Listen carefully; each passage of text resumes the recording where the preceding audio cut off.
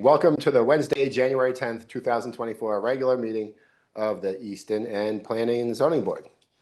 This is a hybrid meeting tonight, and we have a few hybrid meeting protocols. So it's going to be conducted in person and remotely over Zoom. Attendance by planning board members may be in person or remote, and both types of attendance shall count towards quorum. This meeting may be broadcast live and recorded on ECAT, which it is. To use Zoom, you will need to use the link on the agenda or download the Zoom application at zoom.us and create an account or use one of the call-in numbers listed on the agenda.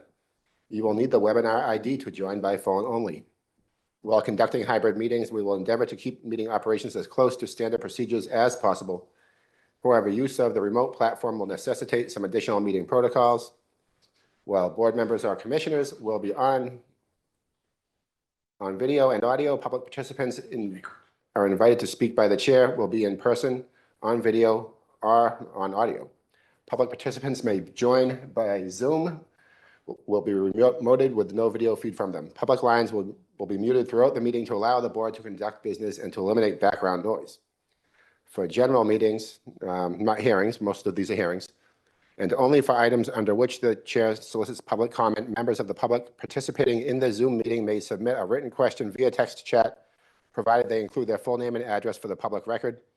You can ask questions on the text step if you want. We'll answer those.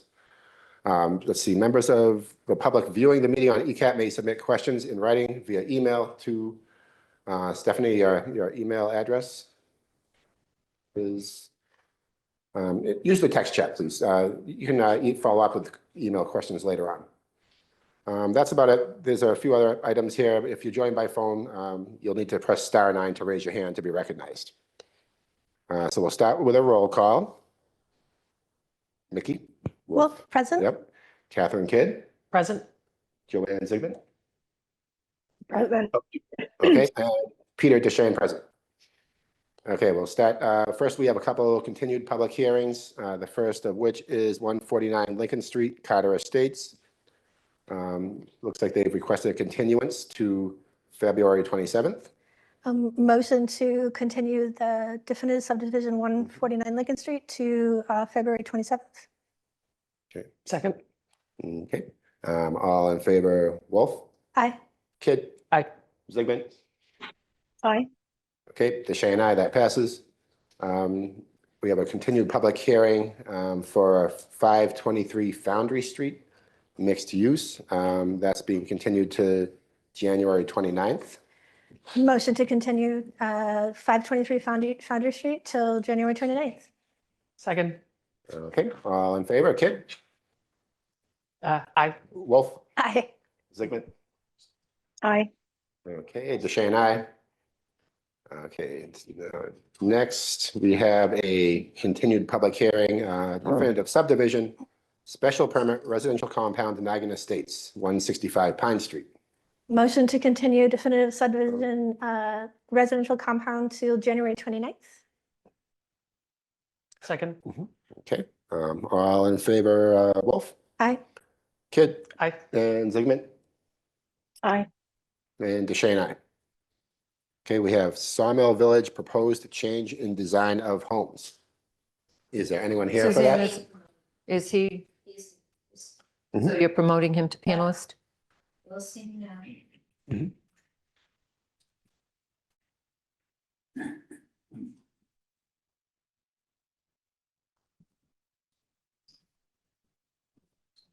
Oh, Grace? hello, Mr. Lincoln. Please state your name and address for the record. Hi, Rick Lincoln, Lakeville, Massachusetts. Here for Sawmill Village. How's everybody doing? Thanks. Good, thank you. Good. So good. Someone sharing the screen, or is that me? I'm sharing it, Rick. Okay, great. Thank you. So may I start? Go ahead. We're looking to switch out. There's probably about 14 or 15 homes, 16 homes, trying to get away. There was a single family unit with a single car garage rear. We have two under construction right now. One of them is this rear garage. So we quickly realized that, once the foundation was in, it's a tough footprint on a cluster site like this with all walkout basements. And the reason is with the garage pushback, there are longer driveways in the garage where the walkout is sitting, 7, 8 feet in the air. So I hired the architect to try and come up with something that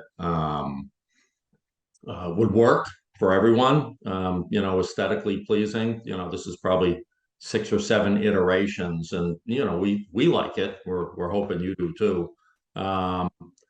But it's a much, I think it'll sell a lot better as well. So, we're converting from a 2-story, 2-bedroom home with 1-car garage to basically a single level living with a 2-car garage.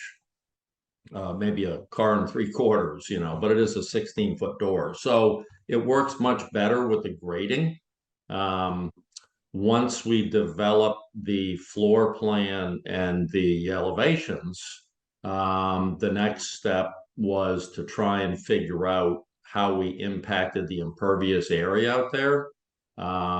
We had to push a few things around, like micro changes, but the net impact to the entire site, both east and west side, over the bridge, is like a net reduction of 154 square feet. So essentially, we saved a lot on the driveways and pulling the garage out of the rear areas. And the footprint, the livable floor plan increased slightly. So they kind of offset each other. So we ended up with a slight decrease. So no changes to stormwater design. There's no grading changes. There's nothing. But it is, an architectural change. So we wanted to come in front of the board and see if you like it. They're all 1,800. They're all 1,800 square feet or less. So this one's like 1,750 square feet, I think, something like that. So I think it was mentioned that this new design would allow for the possibility of a basement level, I guess, living or use area. Is that hasn't changed? All of the houses have that potential, because they're almost all walkout basements, with the exception of maybe 6, maybe 9 homes. So that didn't change. All right. Maybe Stephanie, do you have the previously approved architectures? Oh, Available? I don't have that. I can probably pull it up on Permitize.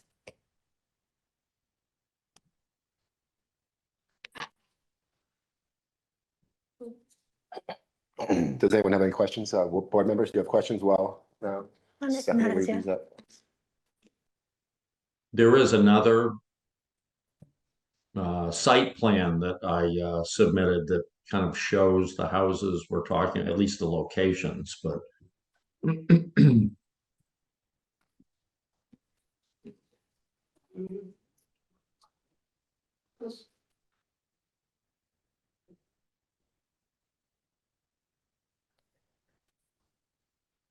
plus what we found too, there is obviously been a lot of interest, in the homes coming up for sale.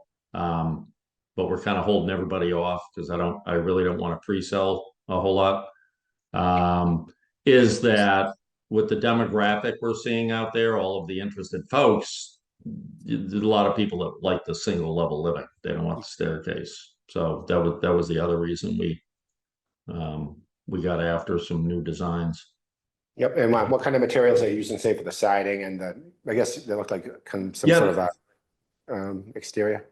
We did, yeah. So obviously I want to dress up the fronts as much as I can out there. So that is something new, called it's vinyl, but it's actually almost $600 a square. It's probably 4 or 5 times the price of regular vinyl. It's even more expensive than the Maybach wood shingles. but it won't fade. So it's basically a vinyl single shingle, fairly new to the market. What's that called? I'm sorry? Oh, what's that called, that product? Certainteed sawmill shingles. So that would be And that- for every unit, or you'd vary it depending on? I'm going to vary it. Like there's probably 4 different colors within the sawmill. You can see there's some stone on that, so we want to kind of mix it up. Originally, the architect came in with he had a little bit of stone on the bottom part. It was too busy, so we're trying to keep it kind of subtle and really nice without getting too crazy. So. There is another elevation. I'm going to keep the floor plan. Yeah, there's one. Is that the B2 unit, Stefan? No, A. Can you? I think it's the next one down. One more after that.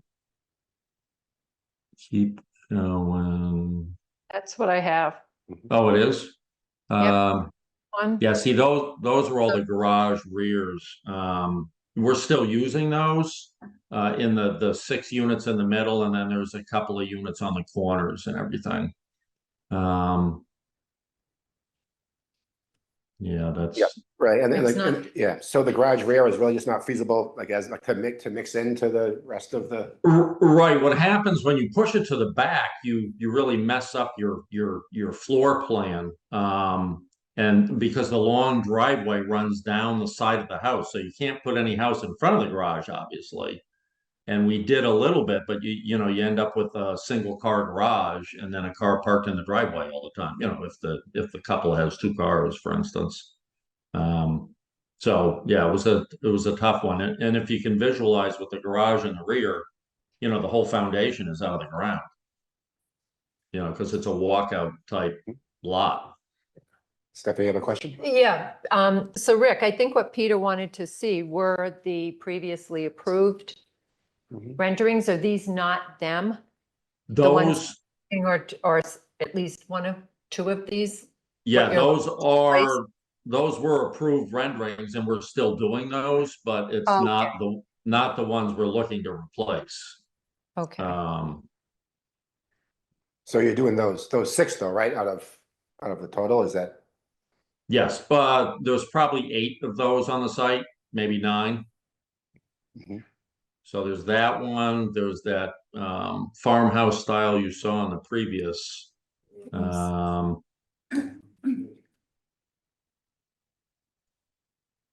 If you looked up, Stephanie, I think No, I it's think this is it. This is probably it.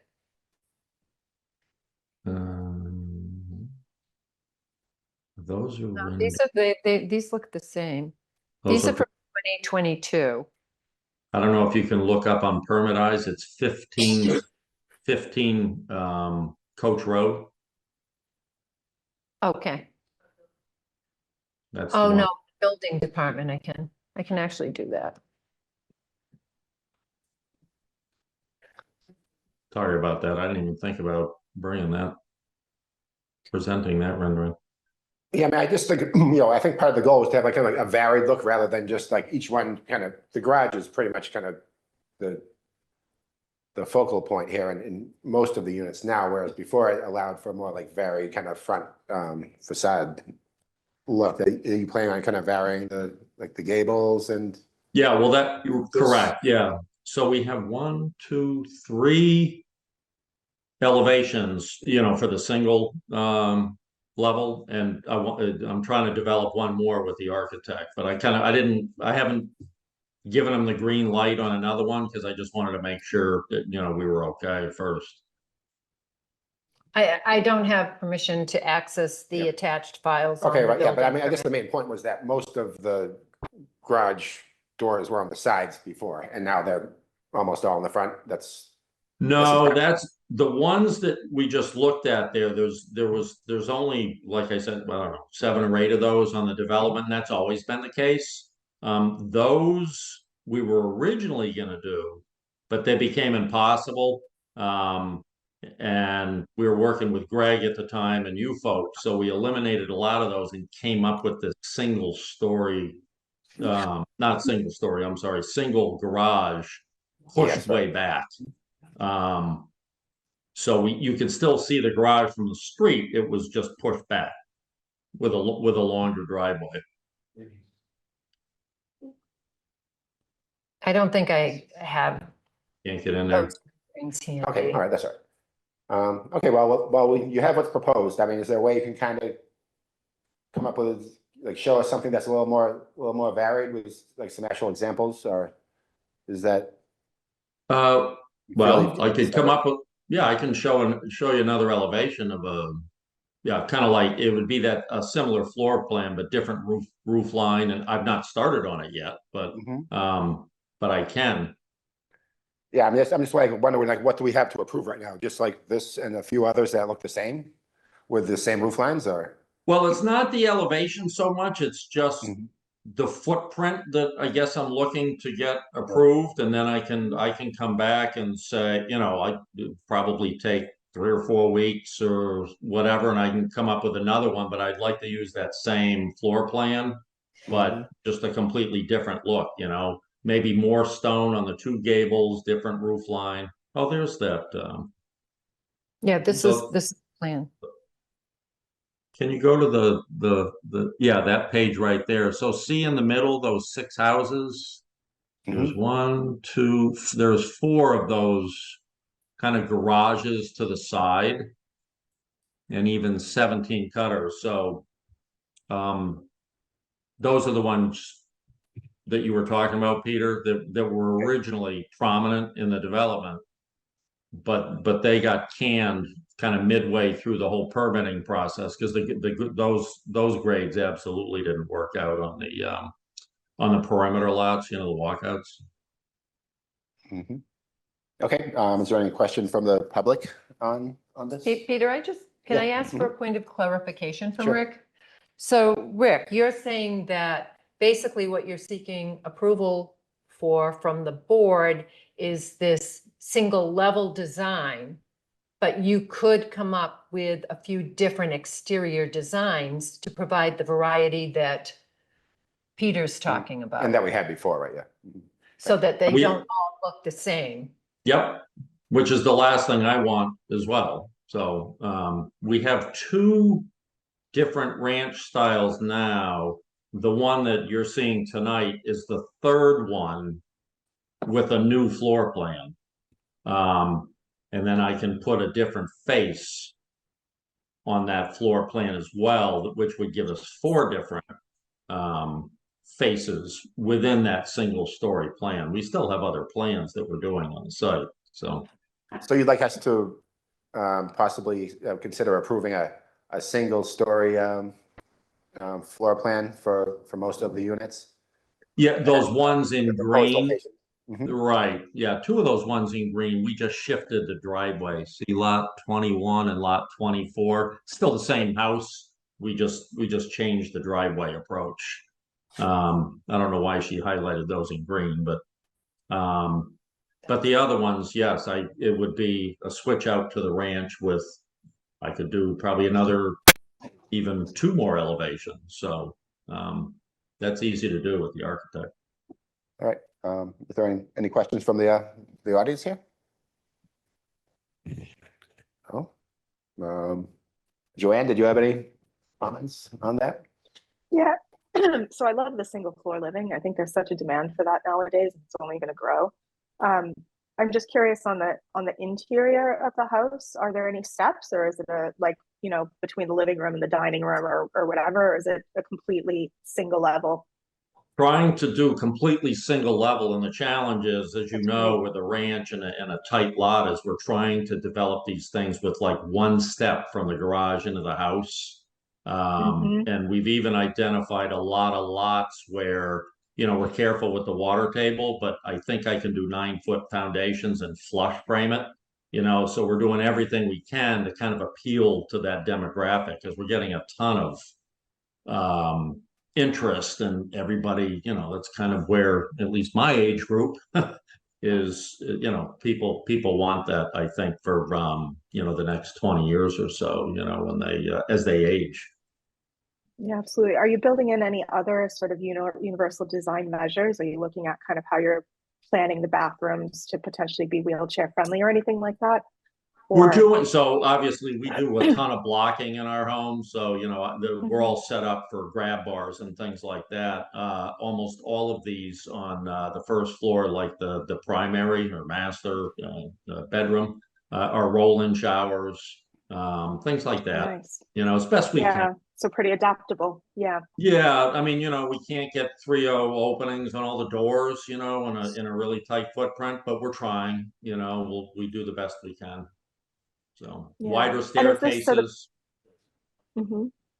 the picture that we're looking at, that we were, excuse me, that we were looking at on the screen, is that a step in the front at the front door as well, or does that ramp up to the front door?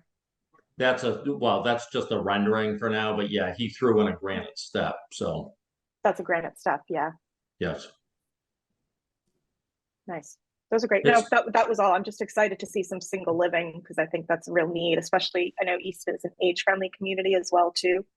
So trying to get more diversity in the housing stock for people of different ages and abilities is important. Yeah, so if we were to approve the single floor concept and the new kind of building locations, then you would come back with some varied architecturals and also maybe like a list of possible materials, for the say like you mentioned the granite step, right? So if that's a rendering, or is that actually gonna just like your ideas for actually for the how that's actually gonna happen? I mean, you could just say all of them will have granite steps. I mean, I don't know if we have to make you say, oh, we want some brick and some granite, but I mean, so obviously you want the other, right? Or I mean, there'd be some concrete. I mean, whatever. What do you think? Right. Well, I hate pavers. We do pavers all the time in the rears, but in the fronts of houses, we don't, we don't tend to like to do that. Although I know I agreed to do pavers in the permit, which we will do, obviously, from the driveway to the front door. But around the front door, we're trying to avoid the typical wood decks, and go with the hard, like a granite tread like that. Gotta be a little careful with landings, and you may end up with 2 steps. We try hard for the 1 step, but sometimes you just got to be careful with grades. Yeah, and how is it that if you didn't reduce well, I guess you increased the footprints, right? But you kept the living area about the same. Is that what happened here? Right. Yep. Yep. And the footprints increased by approximately how much? It depends on the house, but I'd say about maybe 80 square feet, 70 square feet. And then we were able to decrease the impervious on the driveways. Yeah. So you eliminated like the longer side driveway, but by moving making the single floor, you just increase the footprint of the homes. Correct. Okay, and there's no like possibility for having some like 2 levels and some single levels. It's just there's still some 2 levels in there. So okay. Yeah. Yep. No, they're not all single levels. But it does reduce the scale. You're not seeing too many 2-story homes in there. But we still have the originals in the plan. Okay, I mean, we want to work with you here, so I'm not really sure what else we can do. If it's the 1 story is the only feasible option for some of those locations, it seems like a little bit interesting time for that to come up. But I mean, I guess we have to, take your word there for that. Well, it gets tough too, Peter, on the like the 2 stories. All the clients that have been showing up, with a 2-bedroom limit. We have 1 on the first floor, the primary, and then we have 1 on the second floor with a large study. It's kind of it's odds, maybe not the right word, but it hasn't really hit the market well. So when we started looking at everything, it's like, oh, we need to rethink for a variety of reasons. So yeah, I see that. Yeah, you walk in here and you have like a room, and then you have the bedrooms on one side, and you have a kitchen and the living area. So it just works. Yeah. Yep. I think it'll be a cool layout. Okay. Anyone else? Questions or make a motion to approve the new, we'll be approving, I say, the single story concept and the new building locations on the plan that you presented. Is that it? Yes, I think- yep. And then, with the condition that Rick will come back Mhm. with some varied designs. Yep. Mhm. So moved. Second, okay. All in favor, Wolf? Aye. Kid? Aye. Zigmund? Hi. DeShane, aye. Okay, that passes. Thank you. Okay, thanks, everyone. Appreciate it. Yeah, I think we might have a little more interest in the next one here. It's the MBTA zoning potential districts discussion. We're going to talk about our potential districts for the MBTA zoning, Washington North, that's Roach Brothers Drive, 138 Washington Street, Belmont, Washington, that's the intersection of Belmont and Washington Street. And also we'll call it the target area on Foundry Street. So Peter, I think we were just going to Mhm. focus tonight on the Belmont, Washington, which Yeah, is the sure. southeast. Yeah, I was just kind of introducing Okay, the all right, concept here. sorry. Right, so we opened this public hearing, right, a while ago, and we've had some discussions in the public hearing, and even before that, we had some discussions.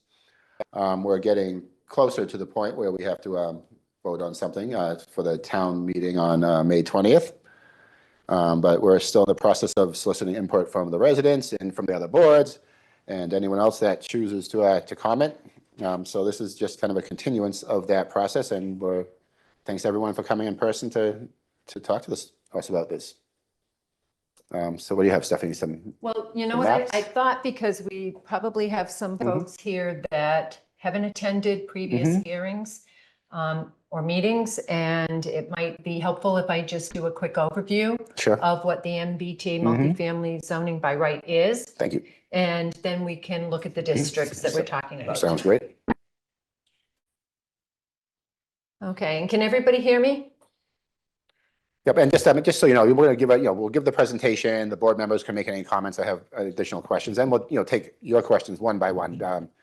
If everyone starts speaking at the same time, it won't be very productive. So let's try to. And I won't do Yeah, the follow that full protocol. presentation Mhm. because it takes about 45 minutes. yeah, But no, again, yep, I'm mhm. going to cover the basics. Mhm. And if people have questions, please raise your hand.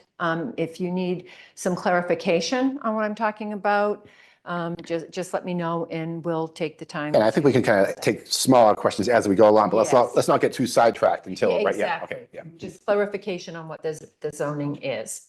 And then we can get into the Mhm, yeah. districts. Talk about that.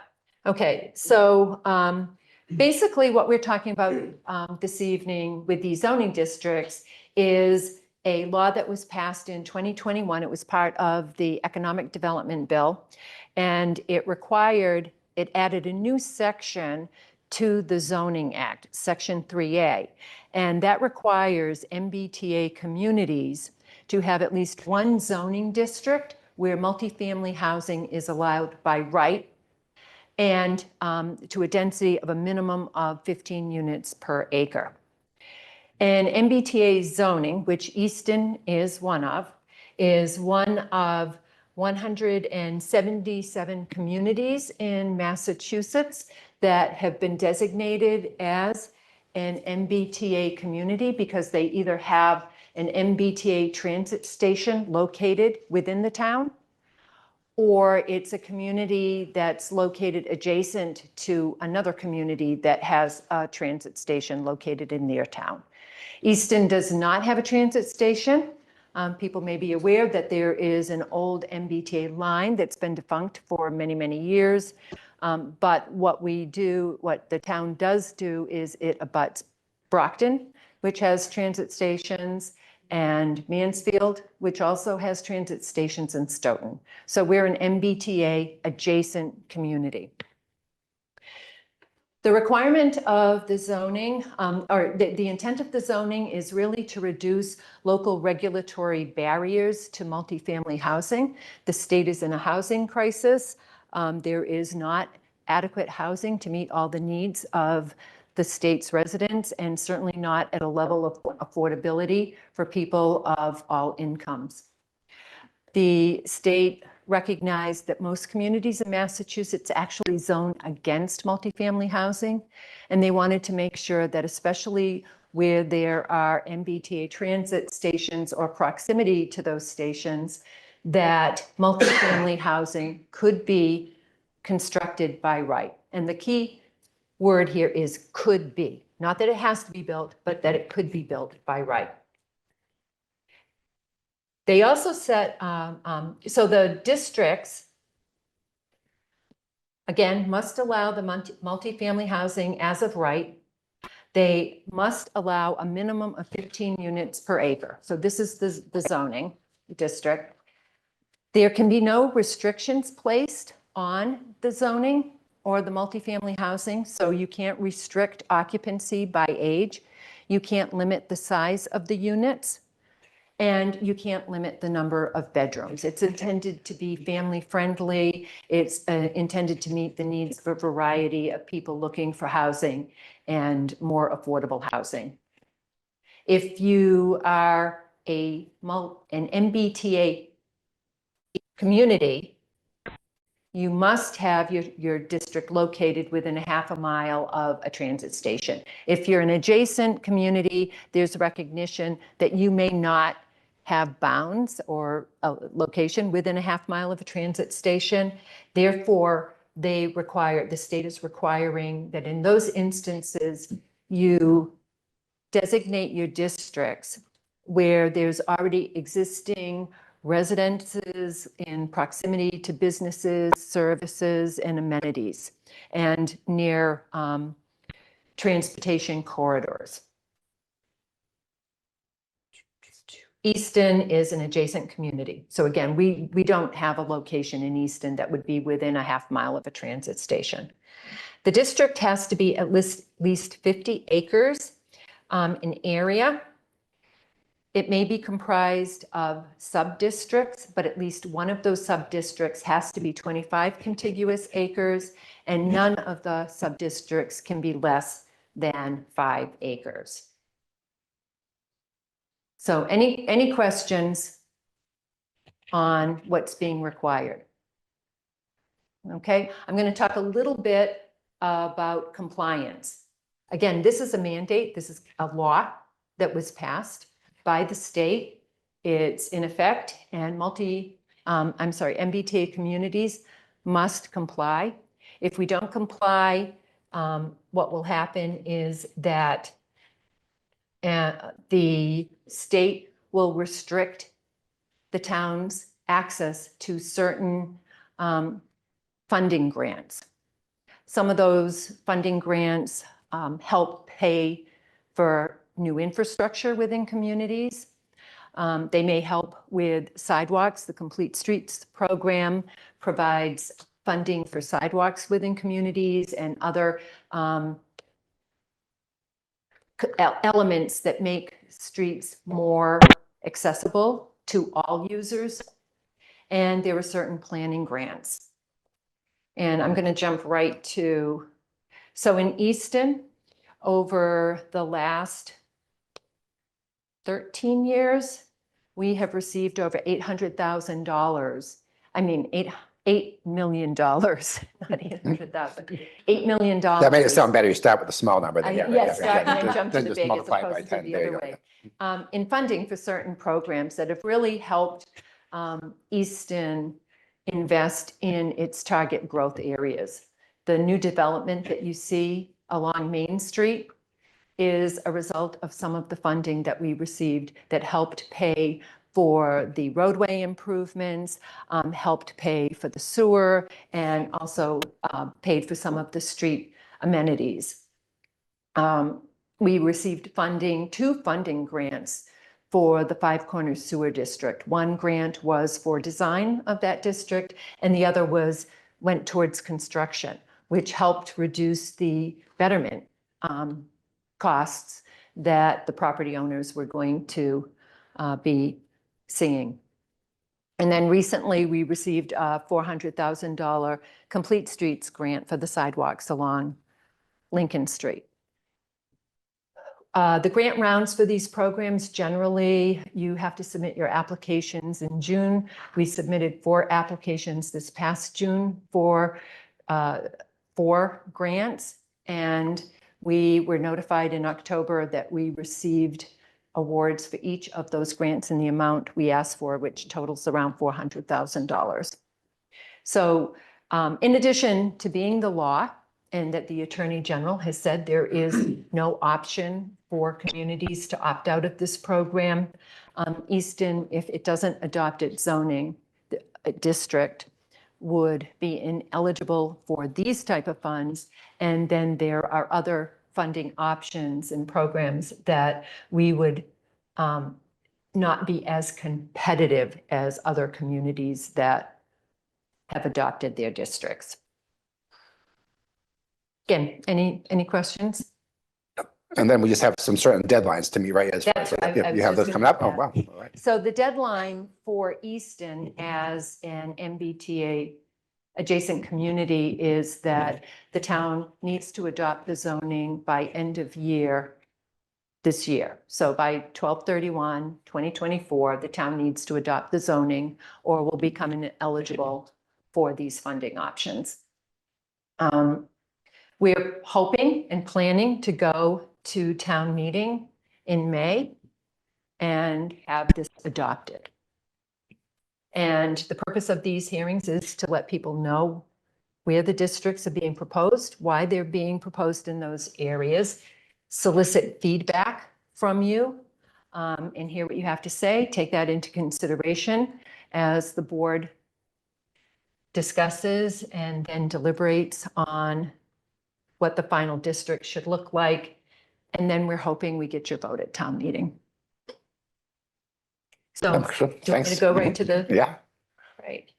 Does anyone have any questions about why it's probably a good idea for us to comply with this rather than not comply? Okay.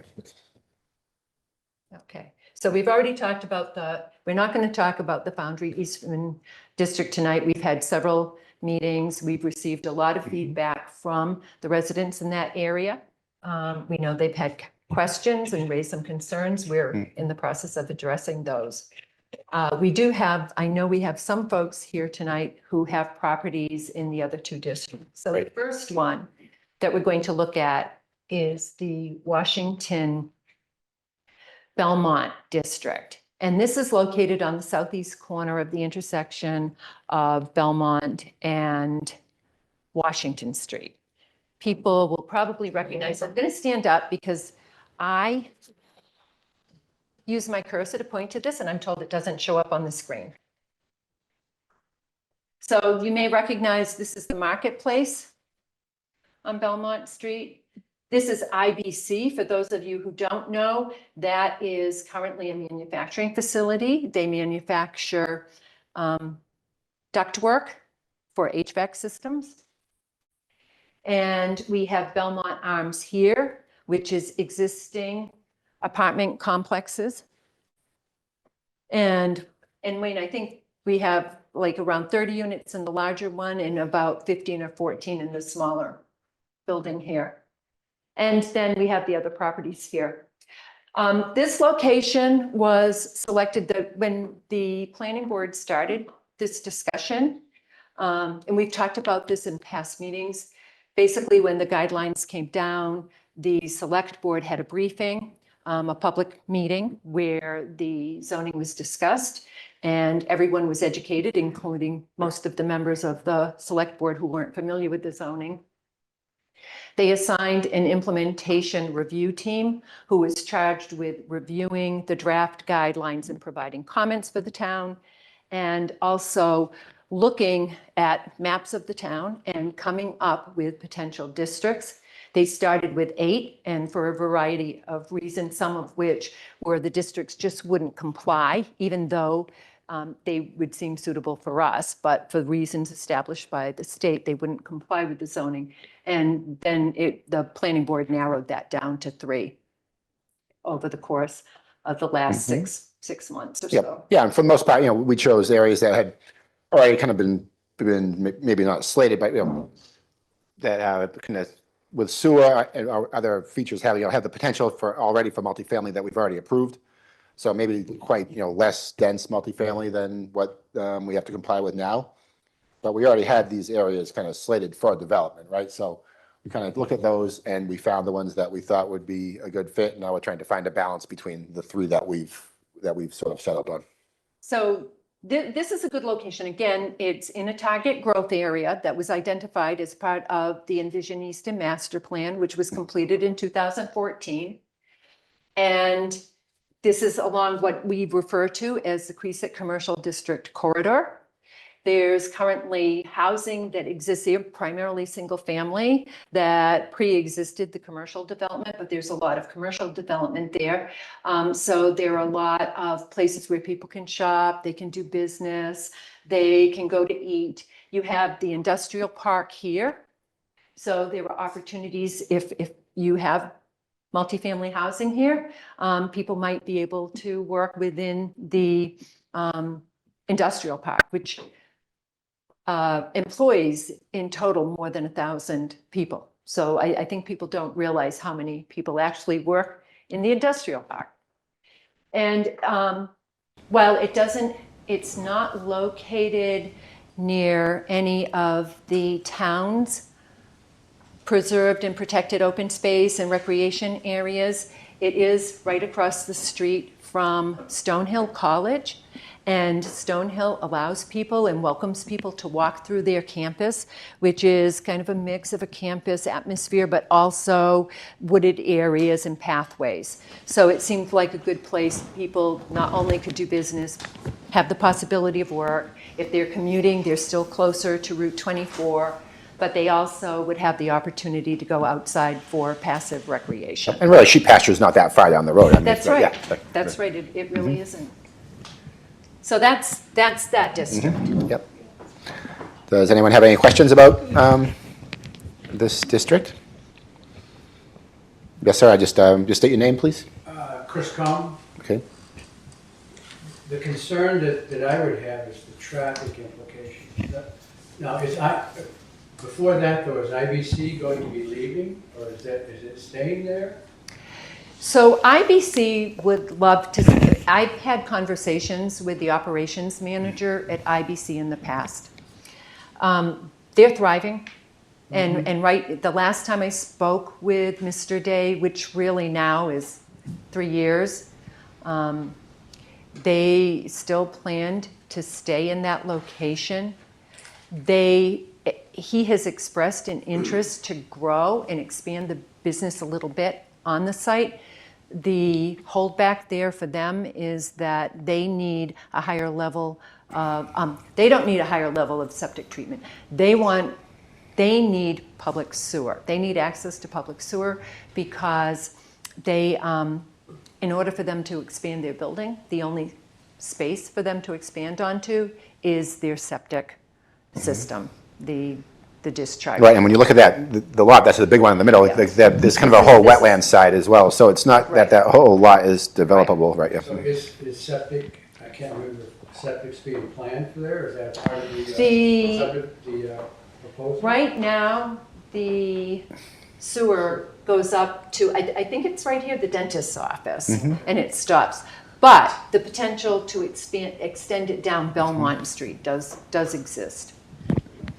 They also, IBC is not owned by a local firm. They're owned by a company that's located outside of Massachusetts. And there is always the potential that they may leave. Now, one thing I want, sorry, Chris, for interrupting, but I want to make an important point. I said earlier that your district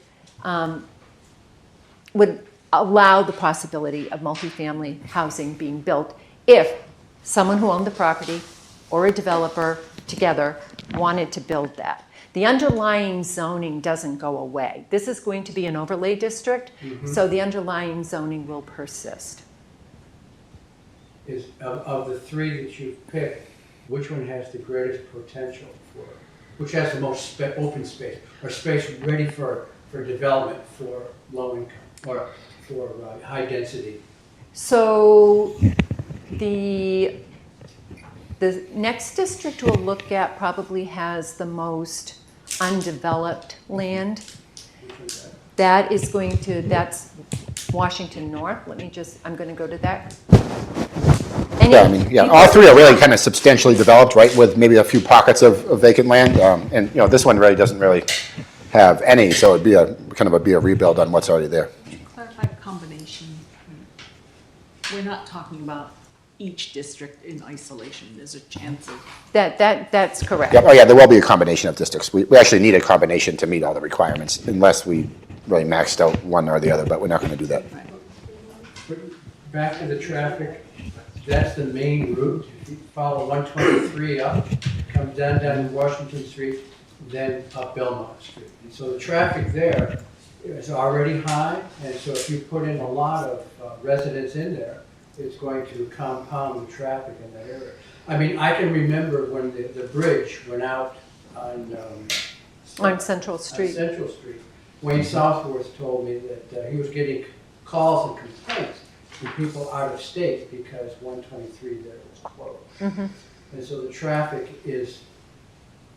Yeah, this area, I travel this quite a bit, Chris. I live in Brockton, and so I travel down this road quite a bit. It's not my main route to work. I also ride my bike to work, and on Take your these life in roads, hand. I'm not really, actually.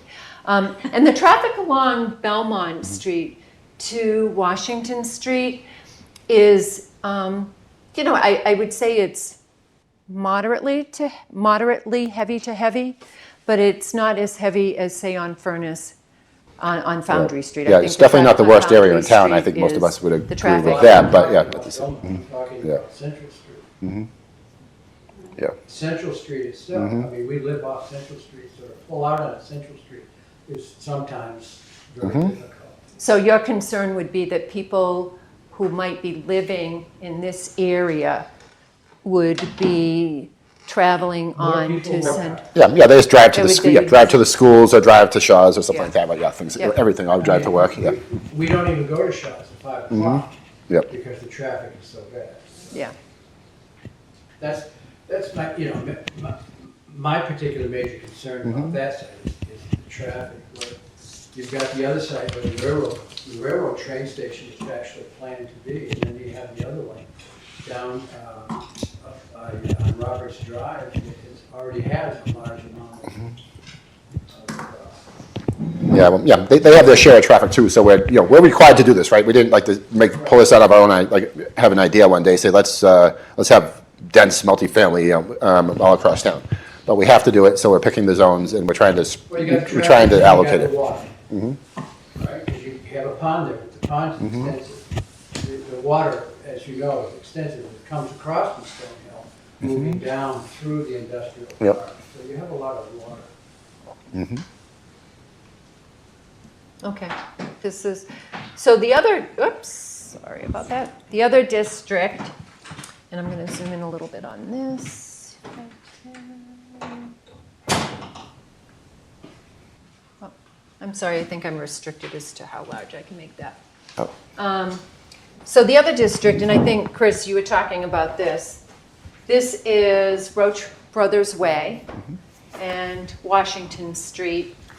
This, if the MBTA ever did extend the South Coast Rail down through Easton, this would be where the train station would be located. And, you know, you have Stoughton right here. So it is in proximity to the Stoughton train station. You can see there looks like there's more developable area. There are wetlands over here. I believe this is the detention basin for the Roach Brothers Plaza, which would be undevelopable as long as that operates. It does not have access to sewer. Someone asked the other day of me, have there been conversations with Stoughton? Is there a potential for tying into Stoughton? And in the time that I've worked for the town and we've been talking about where sewer should be located and the CWMP, I've never heard Stoughton referenced as a potential. That doesn't mean it couldn't, I just don't know the answer to that. You do have some multifamily zoning, housing over here. These are condominiums or townhouses. And I don't know if we have anyone here. We did mail to all the property owners in the 2 districts that we're talking about tonight. So I know that Mr. Ferroni is here because they own property on Belmont Street. I don't know if anyone else from the area. Great, welcome. Right, so this one might be kind of the least, I guess what we call it, say, controversial, right? But at the same time, it's, you know, it's not going to fulfill like the full requirements. So it's, you know, that's why we have it as an option, and we're trying to use that to balance out the other areas as best as we can. You guys have more questions about that? What do you think in general? So one of the, excuse me. Go ahead. Chris Marcelli. Okay. Belmont Street. Yep. One of the requirements is that it requires sewer. No. Does it? It's No, not required. the state does not require that you have the infrastructure or you build the infrastructure. We can't really require that, right? Because then we're limiting the as of right like opportunity that is the kind of the primary focus there. Right. And the state also feels that developers know how to figure out how to handle the wastewater treatment if the site can support it. It was one of the considerations in locating it, and primarily, you know, the town had spent a lot of money, a lot of time and energy putting together their comprehensive wastewater management plan, identifying areas for sewer capacity and where it could be provided, and has built that. And you know, and part of the reason was for growth and development in those areas. So it makes sense to take advantage of that. And that was one of the goals and objectives that were, or guiding principles that the MBTA zoning implementation team, while they were reviewing this and talking about sites, that they identified as a guiding principle for locating districts. Yep. And just kind of to point out that, you know, the way the state's formula works is we can't just like pick a spot that, can't just like pick the Hawkmock Swamp where no one can ever build and say, oh, let's put it here, and then, you know, they use their own calculations, and so do we, you know, to actually find like what could actually be built. So and they, you know, they take out any of the wetlands and floodplain. Yeah. Can I ask another question? Yep. Go ahead. It's 15 units per acre, and there's no size to the units, right? There's no, it could be a big unit or a small unit, right? Yeah, it could be. So the condominiums across the street or on the east side, how many units per acre are on each one of those? Could those then be expanded? Could the owners of those properties expand those and add units in those? They could. They could. Yep. So The way the planning board is proposing the zoning, so one point that I didn't mention when I was giving the overview about the zoning, the other thing, your district has to accommodate for an adjacent community. In total, it has to accommodate 10% of the town's total permanent housing stock as of 2020. That number's 913 thereabouts. So the district in total, I'm sorry, 9,128, I think, is the exact number thereabouts. But so 10% of that is 913 units. So in total, the district has to accommodate 913 units. Yeah, and we're not trying to go like way over that or anything. We have to give ourselves a little bit of room in case the state's calculations don't quite match ours. But yeah, it's a lot. 3 fit that? Oh no, that's why we have to have 3, right? Yeah. Well, yeah, maybe. Yeah, you could include like residential houses if you wanted to. We could put them at where our houses are. We could make our whole neighborhood that. But that's obviously we're not going to do that, right? All 3 or 2 or Yeah. yeah. But again, I want to stress, it doesn't mean it has to be built. It just means that the capability exists. Right. Or built as 15. Right. Yep. Yeah. Right. Whether it's Right. whether So- IBC decides that I don't know they Right. got bought by some other company and they decide that they want to turn that into apartments or multifamily or something somewhere, right? Yeah. You know. So what the board has decided as part of the zoning, so there's no limit for a town above the 15 units per acre in your zoning. You could say, oh, we're going to allow 19, we're going to allow 20 units per acre in our zoning. The planning board has determined that 15 units per acre is sufficient, and that's the density maximum. So it also is the minimum, but that means that the district in total has to still be able to accommodate 913. Yeah. But, you know, say any particular lot, right, still has to provide parking and open space and their stormwater, so, right, yeah, it's. So the state says 900. 913 for Easton. State says And 10%. It's the planning board who's decided 15. No, No, the state decided that as well. so this, two things. The state says your district has to allow a minimum of 15 units per acre. If you multiply 15 units times 50 acres, it's less than the 913. So what they've also said, and this is for all the MBTA communities, is that if you're an adjacent community, it's 10%. If you're an MBTA community that has a transit station, it's 15 to 20% of your total housing stock is the number of units that in total the district has to accommodate. So it's good the railroad station didn't come. So again, If the station did come, are we then yes, expected to comply Yes. with the? yes, yeah. But there'll be new laws by then anyways, don't, yeah, so, right, yeah. Heard.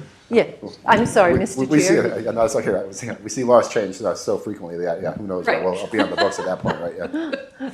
Would existing units in the proposed districts count towards the 913 units? Technically, yes. It's not, again, the housing doesn't have to exist. What we have identified in particular the Foundry Street area where the Avalon multifamily complex exists, that meets the 15 units per acre in the total. It doesn't, it's on the ground, it's already built, it's in the district, it demonstrates that it can exist there. Nobody's going to go in and redevelop that. The state's fine. They're not telling people you have to go in, you have to redevelop, you have to change things. And again, you don't have to build it. So it doesn't count towards, it just demonstrates that that area can support that number of units. If that makes sense. Could you clarify then, 913 units is what we're aiming for, the provision In for total. that, in total? And a district, or like the Avalon development has how many units? 340. So then is it a straight math problem, like 913 units minus the 340? Then Easton is really gonna only target 600, whatever the figure is. I mean, that's not what the state wants, that's not what I know. Well, no, it's I not know that that the we state wanna doesn't want provide it. They ample housing. recognize, I mean, Yeah. Easton's not the only community that is going to have a district that has existing multifamily housing and likely to the density level that the state's looking for. Yeah. So we get credit, but we don't. When we're talking about what we're trying to comply with for the state. Well, we don't have to actually, yeah, we have to provide like the area that can accommodate those, you know, that meet all the requirements, you know, to meet that. Right. We're not actually, you know, we never really have to meet that number of homes per this, you know, per this law that we're working with here. It doesn't say you have to build this many homes, and it's not like 40B where you say, oh, you have to have 10% affordable, something like that. It's just, we have to provide the opportunity for a certain amount of land to be built, you know, in that manner. Okay. If I could follow up on that, the Avalon, the fact that they have existing units, it's unlikely that they're gonna redevelop because they're already at or close to that density anyway. Yeah. So the pertinent inquiry when you're considering it is, what is the likelihood of new or additional units in a particular area, right? So with the Avalon, it's not so much counting towards the 913, it's just, if you take your acreage and calculate what's permissible or allowable in that area, that's what counts towards your 913, as I understand it. Right, and that's already on the ground, it's already built. Yeah.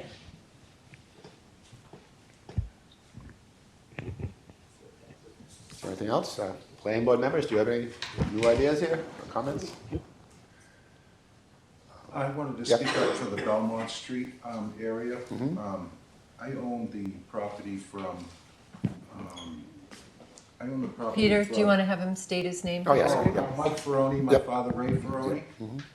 We own the property between the Briarwood Building and Belmont Arms Drive. There's a mixture of things we have there, offices, some residential apartments. Which one is it? Like which of the, like, which businesses are there? It's right here? It's the group of homes that I'm sure everybody's looking to be torn down. Right, you're talking about this area right it's- here, right? Yes, all the way to the, to Belmont Arms Drive. Yeah. Okay. Which, all the way to? Yes. So, okay, it Yes, includes so that. cool. 2 stores there. Yeah, yeah, so there's some retail and then there's some apartments, It's right? a hodgepodge of stuff. Well, that's we've been seen there worse, forever, yeah. and, Joanne, if I show that from my just screen, to- can you to see say it?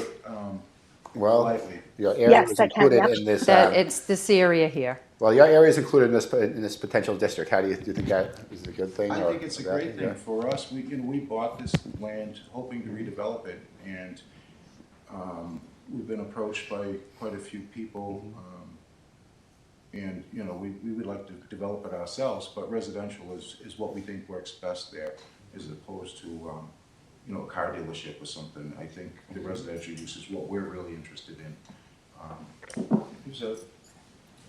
And we would definitely be interested in tying into the sewer. Okay, That sewer ends at the dentist's office. We're next door right, oh, yeah. to the dentist where he put his building in. It stopped there. And, so it is available for us. And we obviously would use it. Yep, okay, thanks. Additional question Go or ahead, comment, if I might? 2 questions, one of which is, what do you expect the timing will be when the board is actually voting on these issues about which districts under consideration? And second, I just wanted to point out, I think the Roach Brothers district is now being given, I think, renewed consideration from the earlier part of the process. And from my point of view, I live in the Furnace Village area, and we're not supportive of having the entirety of the district in our area, but we're also not supportive of having the entirety of the district in the Belmont Street area or the entirety of the district in the Roach Brothers area. We think a multi-district approach makes sense.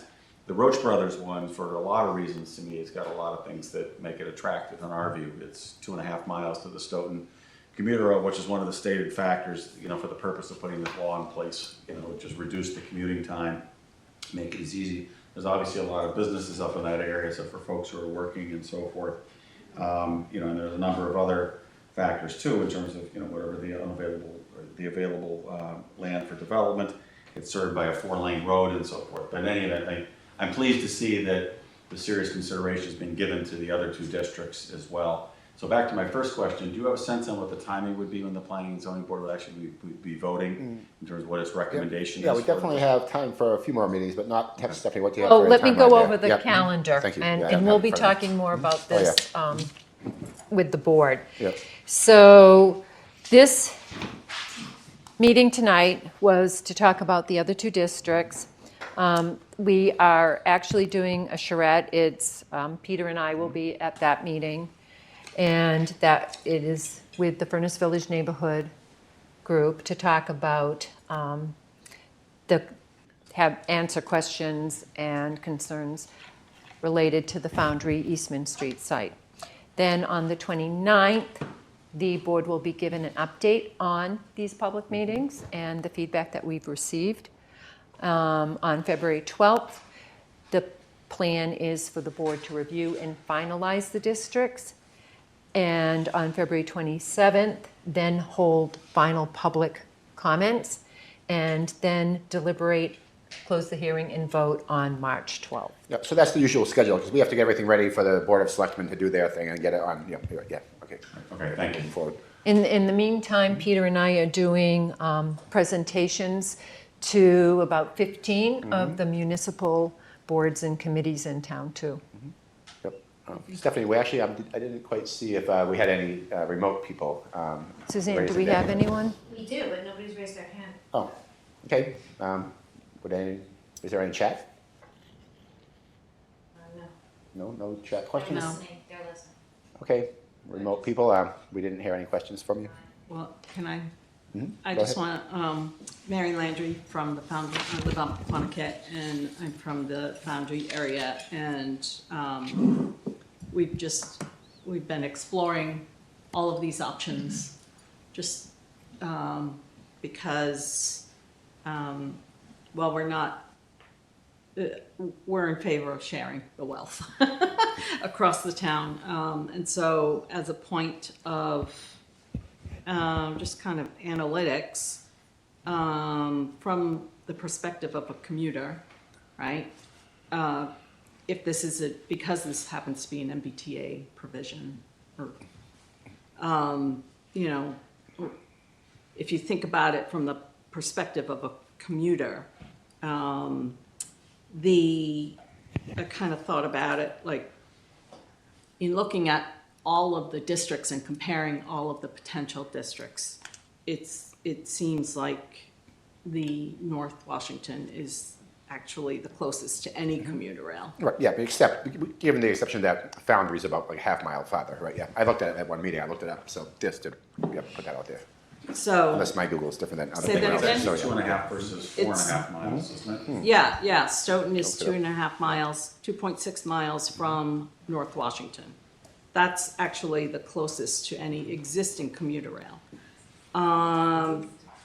If the station happens to get put into Easton, then that's that's the number one place for it to start. And it already addresses the other provision of if it becomes an MBTA, if we have a station in town, then you have to be located really close to the tracks. So within half a mile, right? So you're already setting us up for that potential in the future rather than having to revisit that compliance issue. And then on top of that, like Foundry Street area is inundated with traffic. And I did a commute for what it takes to get to any of these MBTA stations at 7:30 in the morning. And North Washington is actually the best position. As a commuter, it would just take me 6 to 8 minutes at 7:30 in the morning to get to a commuter rail station. The next closest is, and then there's Brockton, which it's like 4.7 miles to Brockton. And then also Canton Junction, which has ample parking. So both Canton and Brockton have ample parking. So that's really the most advantageous location to consider from a commuter perspective. And the fact that it's on a 4-lane road already means that it can receive that. Belmont, Washington area was actually the second best location from the perspective of a commuter. I guess I kind of missed, why is Belmont second best to? Because it's only 5.5 miles from Stoughton and 5.1 for Brockton. So you have more options. Okay. And like 9.5 to Canton Junction. So, and it's on a 4-lane road, so it makes the commute time far less. And that distance also opens up for bike riders and, people who are super conscientious about eco considerations. So, and the other thing I might also add is that Mansfield Station Square Apartments has apartments that are already the same rent that Avalon has. So as a point of comparison, if I were choosing to move to a community and need to commute on the MBTA, I would choose Mansfield over Easton. Just from, for commuter perspectives, because it's zero distance, less time, less money, less gas. If that was one of my main decision factors from choosing Easton over another community that already has housing in place as a commuter. I was just trying to think of it in terms of a commuter perspective.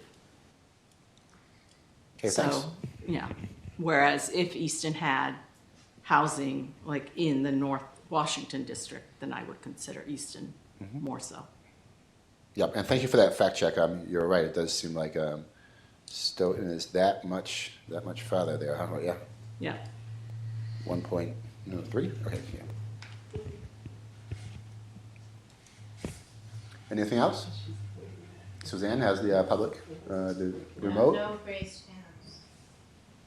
Oh. Okay. Well, let's see. We can tell you when our next meeting is. Don't really have anything else. We've discussed these many times, so we don't really have much more to discuss on that. Right now, the next meeting is January 29th, and you could kind of check the website or check in with Stephanie if you're interested in any of the other, Yeah.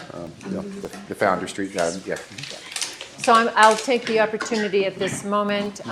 We do have, and this is for anyone who is listening remotely or watching this after the meeting. We do have a web page dedicated to the MBTA zoning and asking questions, and a question and answer section, as well as more information and details on the zoning itself. And it is, oops, I meant to, I close this down because I have it on it's www.easton.ma.us/MBTA zoning, all one word. And I'm going to display it on the screen. I have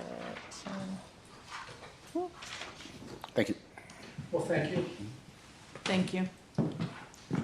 Or not. I thought I had it here. No. Oh, and Stephanie, you think we need to Sorry. continue this, or it's still just a discussion as far as? Because this is part of the public hearing Yeah, process, yeah. we would continue it to the Okay, next meeting. we'll start that up. Continue to the Okay. 29th? Yeah, you got it. All right. Okay. All in favor? Wolf. Aye. Kid. Aye. Zygmunt. Aye. So you're last if you're on the screen. You know, you're taking up the whole screen too. You might not know that, but yeah, you're on the whole top screen. Oh no, don't even tell me that. Okay.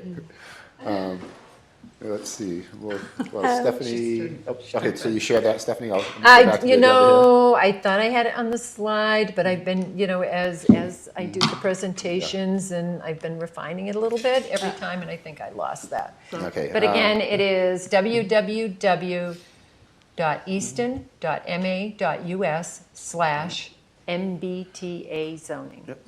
Okay. Thank you. We have meeting minutes from December 8th. It's on the agenda.